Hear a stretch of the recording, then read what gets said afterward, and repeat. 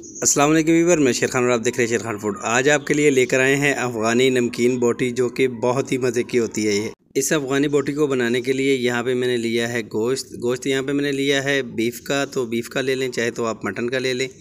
मेरे पास यहाँ पे बीफ़ का गोश्त है। इसकी ये फ़ैट है, ये मैं उतार लूँगा। ये जो रोगन इसके साथ लगा हुआ है, इसका हम इस्तेमाल करेंगे इसी रेसिपी में और इसको हम ज़ाया नहीं करेंगे। इसके हमने 4 पीस कर लेने हैं। इस रोगन के हमने 4 पीस कर लिए हैं। अब इसका गोश्त आपको काट के दिखाते हैं कि गोश्त इसका किस तरह से हमने काटना है। तो इस तरह से हमने लंबी शेप में इसको काटना है और बोटी जो है थोड़ी सी बड़े साइज़ में बनाएंगे, ताकि जब इसको हमने पकाना है तब जो ये बोटी है ये साइज़ में थोड़ी सी छोटी हो जाती है। तो इसलिए हमने इस साइज़ में इसको काट लेना है। ये देखिए तकरीबन 2 इंच का ये टुकड़ा है गोश्त का। तो इस तरह से हमने सारे काट लेने हैं। यहाँ पे मैंने एक प्रेशर कुकर लिया है। आप इसको पतीले में भी बना सकते हैं, इसको कढ़ाई में भी बना सकते हैं, लेकिन यहाँ पे मैं टाइम की बचत करूँगा। तो सबसे पहले मैंने नीचे वो रोगन वाले जो पीस है वो डाले हैं, ऊपर गोश्त डाल दिया है मैंने। और 2 टेबलस्पून यहाँ पे मैंने लहसुन जो है, सिर्फ लहसुन ही इसमें डलता है, 2 टेबलस्पून मैंने ग्रेट करके इसमें डाल दिया है और 1 टीस्पून नमक शामिल किया है और 1 गिलास यहाँ पे मैंने पानी शामिल कर दिया है।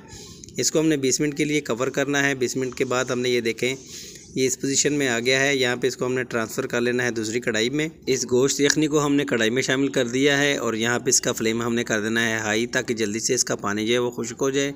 और देखें ये जो रोगन हमने इसमें डाला था उसका ख़ुद का तेल जो है, ख़ुद का ऑयल इसके अंदर निकल आया है। अगर आप रोगन इस्तेमाल नहीं करना चाहते तो आप इसमें ऑयल या इसमें घी भी ऐड कर सकते हैं। तो यहाँ पे इसको हमने थोड़ा सा फ्राई होने देना है, ताकि जल्दी से इसका पानी ड्राई हो जाए। 2 यहाँ पे मैं लेमन शामिल करूँगा। ये देखें लेमन का जूस भी आप इसमें शामिल कर सकते हैं और लेमन हमने यहाँ पे 2 शामिल कर दिए हैं। एक दफ़ा से चमचा चलाएँगे ताकि लेमन इसमें अच्छे से मिक्स हो जाए और अच्छा सा फ्लेवर आ जाए इसमें। इस अफ़गानी नमकीन बोटी को अगर आप इस ईद पे बना लें तो बहुत ही मज़ा आएगा आपको। अगर आप इसको मेहमानों के लिए बनाएंगे तो मेहमान आपकी तारीफ़ें करते नहीं थकेंगे। यहाँ पे मैं 1 टेबलस्पून जो है साबुत धनिया, इसको हाथ में थोड़ा सा मसल के इसके ऊपर डालूंगा। साबुत धनिया को गोश्त में डालने से मज़ा और भी दुबाला हो जाता है। तो यहाँ पे एक दफ़ा इसको मिक्स करेंगे अच्छे से, ताकि मसाला जो है अच्छे से फ्राई हो जाए और जब तक गोश्त में कलर ना आए तब तक हम इसको पकाएंगे। 1 टीस्पून यहाँ पे मैं काली मिर्च शामिल करूँगा। काली मिर्च को मैंने कूट के शामिल किया है और आप भी इसको कूट के ही शामिल कीजिएगा। काली मिर्च पाउडर ना शामिल कीजिएगा, उससे गोश्त का जो कलर है वो थोड़ा सा डार्क हो जाता है, फिर अच्छा नहीं लगता।